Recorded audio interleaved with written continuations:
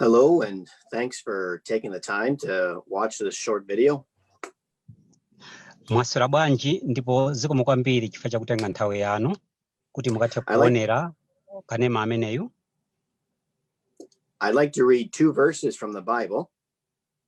Ndikufuna ndiwerenge mavesi awiri kuchokera mu Baibulo. The first is Isaiah chapter 48 and verse number 22. Ndipo vesi loyamba ndi Yesaya chapter chake cha 48 vesi yake ya 22. It says, "There is no peace, saith the Lord, unto the wicked." Ndipo tu vesi limene likunena kuti kulibe mtendere ati Yehova kwa oyipa.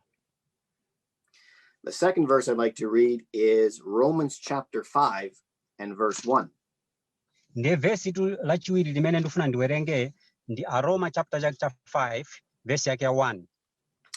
It says, "Therefore, being justified by faith, we have peace with God through our Lord Jesus Christ."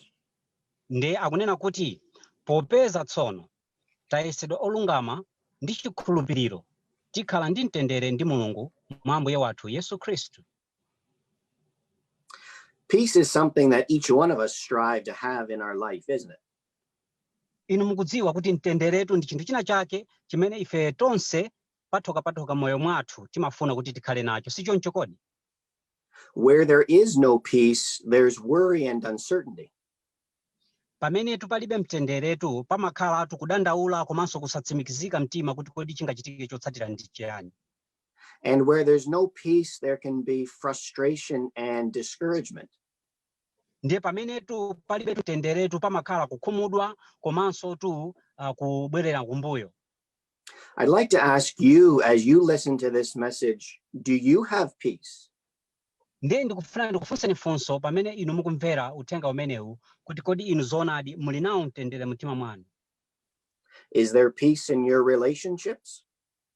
Kodi pa maubwenzi anu amene muli nawo muli ndi mtendere? Is there peace in your family? Kapena mbanja mwanu muli mtendere? Is there peace in the place that you work? Nanga kumene mugwira ntchito muli pa mtendere? But most importantly, and this is what I want us to focus on today, koma makamaka chofunikira ndipo ichi chimene ndikufuna mu tsiku la lero tikhazikikepo, is there peace between you and God? Kodi pakati pa inu ndi Mulungu pali mtendere? The Bible has said, and we have read it, there is no peace for the wicked. Ndipo Baibulo lafotokoza ndipo ife tawerenga kuti palibe mtendere kwa oyipa. You see, the Bible teaches us that because of our sin, our relationship with God is broken. Chifukwa mukudziwa Baibulo limaphunzitsa kuti chifukwa cha uchimo wathu ife ubale wathu ndi Mulungu unasweka.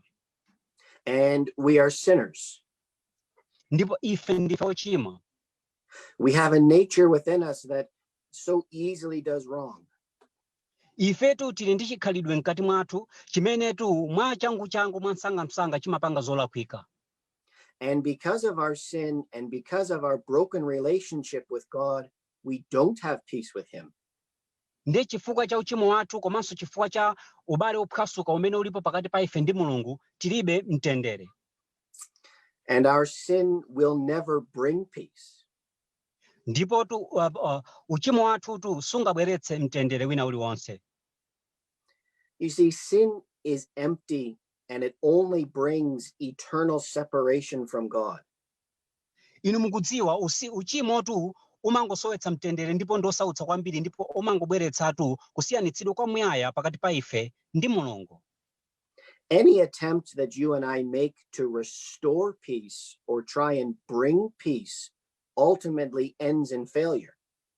Ndiye tikuyesetsa kwina kulikonse kumene inu ndi ine timakhala nako kuti mwina tikabweretse mtendere pamapeto azonse zimakathera kuna kuti talephera palibe chimene takwaniritsapo. Everything that we try and do will ultimately fail because it's tainted with sin. China chimene ife timayesetsa kuchichitatu mapeto ake chidzatha chizalephera chifukwa choti izozo ndizoti zayipitsidwa ndi uchimo. And so for you today, as you listen, is it even possible to have peace with God? Ndiyetu mu tsiku la lero inu amene mukumvetsera pano, kodi ndizotheka munthu kukhala pa mtendere ndi Mulungu? If the problem of our sin is so great, how can there be peace? Ngati vuto la uchimo lathu ndi lalikulu kwambiri monga mmene Baibulo limafotokozera, kodi ife tikhoza kukhala bwanji pa mtendere ndi Mulungu? God has told us through his word, the Bible, and we've read it from Romans chapter 5 and 1. Mulungu watiuza ifetu kudzera m'Baibulo ndipo tawerenga zimenezi kwa Roma chapter 5 ndi vesi 1. That not only is it possible to have peace, osangokhala kuti ndi zinthu zotheka kukhala nawo mtendere kokha ayi, but God has done all the work to bring about that peace. Komatu Mulungutu anakwaniritsa kugwira ntchito yonse imenetu ikhoza kubweretsa mtendere umenewu. Because we read from our verse in Romans chapter 5 that peace comes through God's Son, Jesus Christ. Chifukwa tawerenga kwa Roma chapter 5 ndi vesi 1 kumene akunati mtenderetu umabweratu kudzeratu mwa Mulungu, kudzera mwa mwana wa Mulungu Ambuye Yesu Khristu. For you and I to have peace with God, the sin that has broken our relationship has to be taken away. Inuyo ndine kuti tikhaletu pa mtendere ndi Mulungu, uchimotu umenetu unaphwasula ubale umenewu pakati pa ife ndi Mulungu uyenera kukhululukidwa. But if you and I can't do anything in our own effort to take that sin away, how does it get removed? Koma ngati inu ndi ine sitingakwanitse mu mphamvu zathu kuti tikathe kuchotsa uchimo umenewu, nanga zimenezo zikhoza kutheka bwanji? God sent his Son, Jesus Christ, into this world. Mulungu anatumiza mwana wake Yesu Khristu kubwera mu dziko lino lapansi. And in his love for you, Jesus Christ went to the cross. Nde pa chikondi chimene anali nacho pa inu, Yesu Khristu anapita pa mtanda. And it was on the cross that God's Son took the punishment of your sin on himself. Ndetu ndi pa mtandatu pamenepo pamenetu mwana wa Mulungu anatenga chilangotu cha machimo anu komanso chifukwa cha machimo anga pa yekha. God's anger against sin was felt by Jesus Christ. Mkwiyotu wa Mulungutu pa uchimotu anausenza ndi Yesu Khristu. And the penalty of your sin and my sin was all paid for by the Lord Jesus. Nde chilango cha machimo anu komanso chilango cha machimo anga zonse zinalipiridwatu ndi Ambuye Yesu Khristu pa mtanda. It's through the death of Jesus Christ that peace comes. Ndikudzeratu mu imfa ya Yesu Khristu imenetu imabweretsatu mtendere pa moyo wathu. So now maybe the question in your mind is this: how can I have that peace? Ndiyetu mwinatu kuthekatu funso limene muli nalo m'maganizo mwanu ndili, kodi ine ndikhoza kukhala nawo mtendere umenewu mu njira yotani? How can I get rid of this sin that keeps me as an enemy of God? Ine ndikhoza kuthamangitsa bwanji uchimo umenewu umene umandipangitsa kuti ine ndikhale mdani wa Mulungu? We read from Romans chapter 1 that peace with God comes by faith in his Son.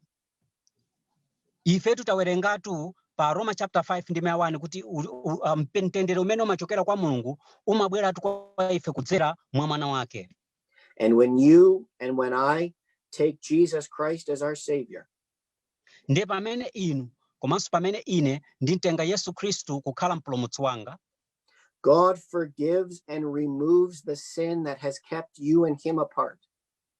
Mulungutu amakhululukiratu ndipo amachotsa uchimotu umene unalipo pakati pa inu ndi iyeyotu ndikuchotsa kupita kutali. And we're made right in the eyes of God. Ndi pa nthawi yomweyo ifetu timakhala tsopano wolungamatu ndi Mulungu. Just as I finish, you know what the Bible says about the peace of God? Ndi mongatu mmene ine ndikumaliza ndikufuna mudziwe chimene Bible likulankhula zokhudzana ndi mtendere wa Mulungu. It says it passes all understanding. Ndipo Bible limafotokoza kuti mtendere wa Mulungu umene umapitirira kapena kupyola chidziwitso chonse. Because it's a deep-seated inner peace of the soul. Chifukwa ndi mtenderetu umenetu umalowa mkati mwa munthu kukakhala mkatikati mu uzimu mwa munthu. And it will be yours the very minute you take Christ as your Savior. ndiyetu ukhonzatu kukhala wanutu pompanotu pa nthawi imene inutu mungomtenga Yesu Khristu kuti akhale mpulumutsi wanu. Put your trust in Jesus Christ today and enjoy the peace of God. Inutu ikani chikhulupiriro chanutu pa Yesu Khristu kukhala mpulumutsi wanu mu tsiku la lero ndipo mukayambe kusangalala ndi mtendere wa Mulungu. Thank you for listening. Zikomo chifukwa cha kumvetsera.